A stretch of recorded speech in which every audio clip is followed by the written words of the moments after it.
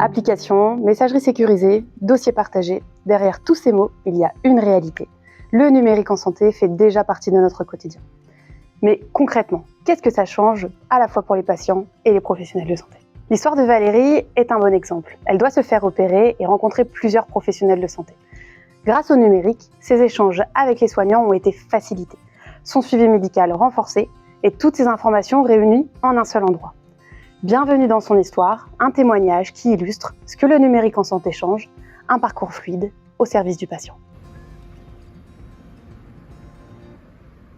Valérie a été adressée par son médecin traitant pour une consultation de chirurgie en vue d'une intervention. Bonjour. Vous avez rendez-vous ? Oui, j'ai rendez-vous. D'accord, je vais prendre votre pièce d'identité, Oui. carte vitale, s'il vous plaît.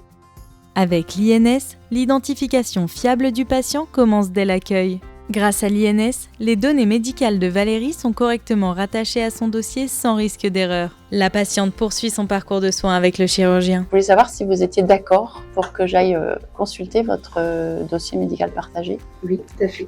Avec l'accord de Valérie, le professionnel accède à son DMP via l'identité nationale de santé. Il est possible de retrouver plusieurs documents, par exemple le compte-rendu de radiologie, de biologie, mais également des prescriptions de produits de santé. Alors, je vais vous prescrire maintenant un bilan biologique qui sera nécessaire avant votre intervention. Je le fais directement sur l'ordinateur. Les documents sont transmis instantanément et en toute sécurité grâce au dossier médical partagé. Suite à sa consultation, la patiente prend rendez-vous avec l'anesthésiste. Le médecin anesthésiste pourra consulter le DMP et retrouver tous les documents. Sa prise en charge se poursuit ensuite au laboratoire. Comme à chaque étape, l'identité de Valérie est vérifiée grâce à l'INS. Mais puisqu'il s'agit de son laboratoire habituel, son INS a déjà été qualifié. Il n'est donc pas nécessaire de refaire la démarche. L'identité de la patiente est de nouveau demandée au moment du prélèvement par le technicien. Il s'agit de garantir la bonne identification du patient tout au long de son parcours. Les résultats de Valérie sont ensuite déposés automatiquement dans son dossier médical partagé, accessible aux professionnels habilités et envoyé via la messagerie sécurisée de santé. La patiente peut se connecter à son compte Mon Espace Santé pour les consulter et conserver son historique de santé. De retour chez elle, Valérie ouvre Mon Espace Santé.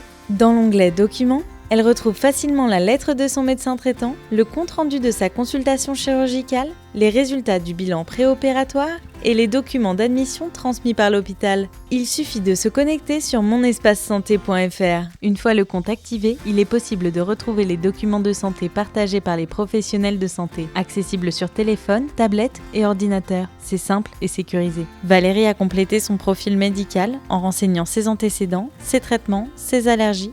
Les professionnels autorisés peuvent y accéder si besoin.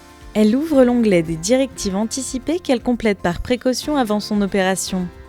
La patiente peut à tout moment voir qui a accédé à ses données, retirer des autorisations ou bloquer certains documents si elle le souhaite. C'est vrai que c'est rassurant de rester maître de ses données. Mon Espace Santé, c'est l'outil numérique qui accompagne Valérie tout au long de son parcours, en lien avec l'identité nationale de santé, la MS Santé et le DMP. Simple, sécurisé, centré sur elle.